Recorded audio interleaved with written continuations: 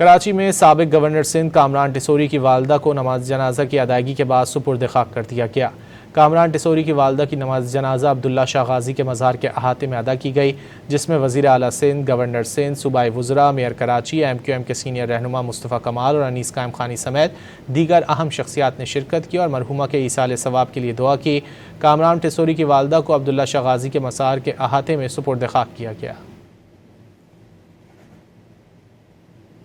کراچی میں سابق گورنر سندھ کامران ٹیسوری کی والدہ کو نماز جنازہ کی ادائیگی کے بعد سپرد خاک کر دیا گیا۔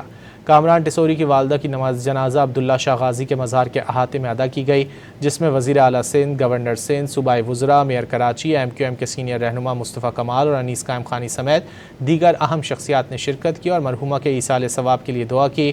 کامران ٹیسوری کی والدہ کو عبداللہ شاہ غازی کے مزار کے احاطے میں سپرد خاک کیا گیا۔